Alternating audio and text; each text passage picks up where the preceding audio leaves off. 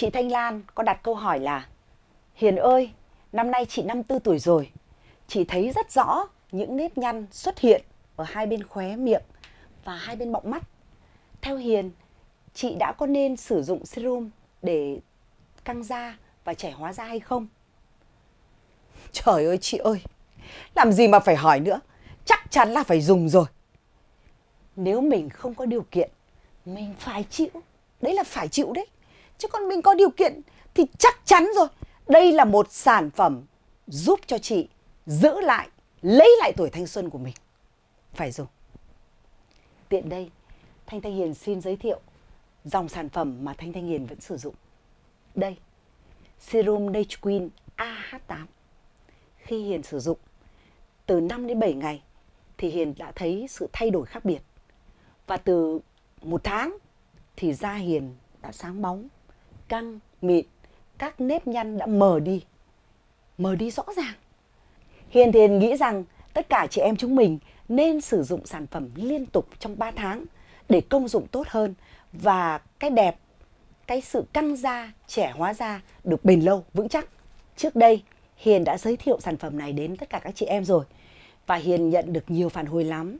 Ai cũng nói là sản phẩm này giá cả hợp lý, chất lượng và có nguồn gốc rõ ràng, được các chị em đông đảo ở Mỹ và ở châu Âu sử dụng. Tại sao? Tại trong sản phẩm này có tinh chất AH8.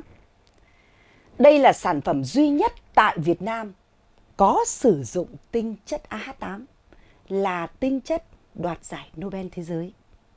Cho nên chị em mình cứ yên tâm thôi. Chất lượng và độ an toàn rất cao. Tại sao mình không tự tin sử dụng nhỉ? Hiền nói tiếp này. Có một câu hỏi của chị Thu Hằng.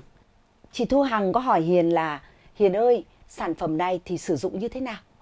Dễ lắm chị ạ, dễ lắm đấy. Đây, Hiền sẽ chỉ dẫn cho các chị luôn. Một cái chai như thế này chúng ta chỉ nên sử dụng từ 10 đến 15 ngày. Không nên để lâu hơn nếu chúng ta đã mở ra rồi. Bởi vì đây là sản phẩm không có chất bảo quản, chúng ta không thể để lâu được. Thì bây giờ Hiền sẽ hướng dẫn cho các chị em sử dụng nhé.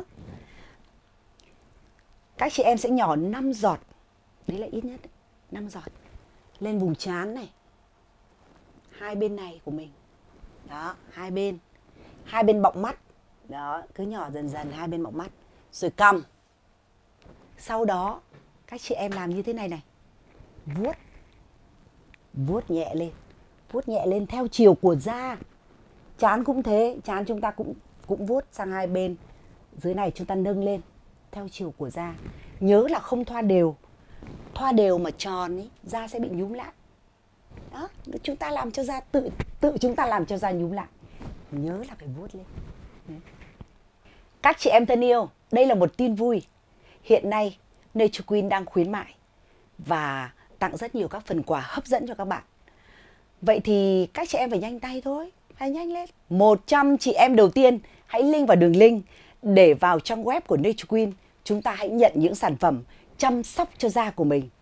Hiền nghĩ là nếu chúng ta sử dụng, chúng ta sẽ có một cách đơn giản, hiệu quả, không mất thời gian, tốt nhất để chăm sóc làn da và sắc đẹp của mình.